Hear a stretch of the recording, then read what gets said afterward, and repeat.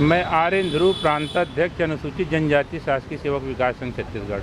अच्छा सर, जिस तरह हम बात करें, जो अनुसूचित जनजाति है उनकी बार बार आप आवाज़ भी उठाते हैं और इसी आवाज़ को लेके आज दिल्ली में आए हुए हैं। दिल्ली में आने का कारण क्या रहा? हम लोग पदोन्नति में आरक्षण सहित बहुत सारे संवैधानिक मुद्दों को लेकर राज्य सरकार से मांग करते आ रहे हैं।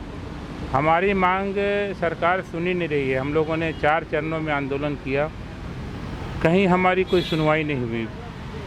मजबूरन हम लोगों को ऐसा लगा कि हमें शीर्ष नेतृत्व को अवगत कराना चाहिए और आज हम 2 दिन से यहाँ माननीय राहुल गांधी जी से, माननीय श्रीमती सोनिया गांधी जी से मिलने के लिए आवेदन लगा के रखे हैं। टेलीफोनिक चर्चा हुई है तो उनके जो अटेंड करने वाले हैं उन्होंने कहा कि हम बात करते हैं करके, लेकिन अभी तक हमें समय नहीं मिला है। उसके कारण हमारा जो मुद्दा है, जो संवैधानिक मुद्दे हैं, हम जिनको रखना चाह रहे थे, पदोन्नति में आरक्षण की बहाली छत्तीसगढ़ में हो ताकि आदिवासी समाज आज पदोन्नति से वंचित हो रहे हैं। आज आपके चैनल के माध्यम से बताना चाहूँगा, छत्तीसगढ़ में जब कोरोना काल था तो हज़ारों की तादाद में राज्य सरकार के विभिन्न विभागों में पदोन्नति कर दी गई है और उसकी भरपाई अब हो पाना बहुत मुश्किल है। हम चाह रहे हैं राज्य सरकार तत्काल पदोन्नति में आरक्षण दे और जो असंवैधानिक जो पदोन्नति कर रहे हैं उसको रोक लगाए, लेकिन ऐसा कुछ होता दिख नहीं रहा है।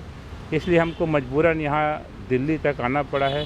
यदि हमारी बातें को आज सरकार नहीं सुनती है, माननीय राहुल गांधी नहीं सुनती है, तो हमको 2 अक्टूबर गांधी जयंती अवसर पर जंतर मंतर में सत्याग्रह करना पड़ेगा और सत्याग्रह के माध्यम से हम अपनी बातों को माननीय राहुल गांधी तक, माननीय श्रीमती सोनिया गांधी तक और पूरे देश को बताएंगे कि छत्तीसगढ़ में जिस आदिवासी समाज की बदौलत राज्य सरकार बनी है, वो राज्य सरकार आज आदिवासियों के साथ कैसा अन्याय कर रही है, हमें न्याय दिलाया जाए। ऐसा मांग को लेकर आज हम आए हैं।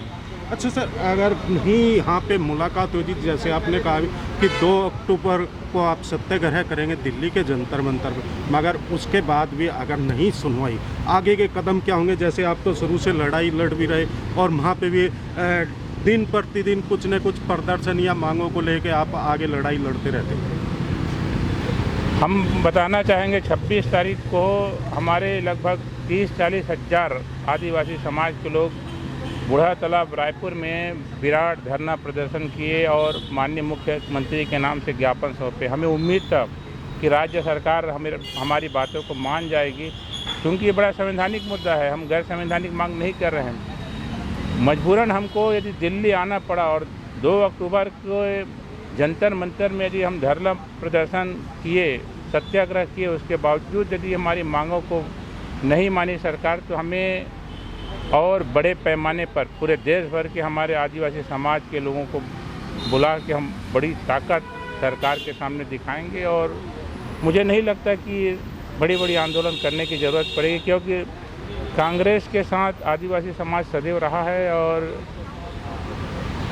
उनका जो अच्छा सर जी, जैसे चलते चलते राहुल गांधी जी को या सोनिया गांधी जी को जो या वहाँ के मुख्यमंत्री हैं उनको क्या संदेश देना चाहेंगे, किस तरह जिससे कि आपकी आवाज़ सुनी जा सके और मांगे भी पूरी हो सके आदिवासियों की? माननीय मुख्यमंत्री जी बहुत ही संवेदनशील हैं और बड़े जागरूक हैं। हम निवेदन करना चाहेंगे आपके चैनल के माध्यम से माननीय मुख्यमंत्री भूपेश बघेल जी को कि आदिवासी जो समाज की जो छोटी छोटी समस्याएं हैं, पदोन्नति में आरक्षण है, 2.5 लाख की आय सीमा की बाध्यता है, फर्जी जाति प्रमाण पत्र के मामले हैं, ऐसे छोटे छोटे मुद्दों को आप तत्काल हल करिए। आदिवासी समाज आपके साथ रहा है, रहेगा। वैसे मैं माननीय राहुल गांधी जी से निवेदन करना चाहूँगा, शीर्ष नेतृत्व से निवेदन करना चाहूँगा कि आप हमारी बातों को तत्काल मान जाइए और हमें आंदोलन के लिए बाध्य मत करिए। Like, share and comment. To subscribe this channel, please press the bell icon.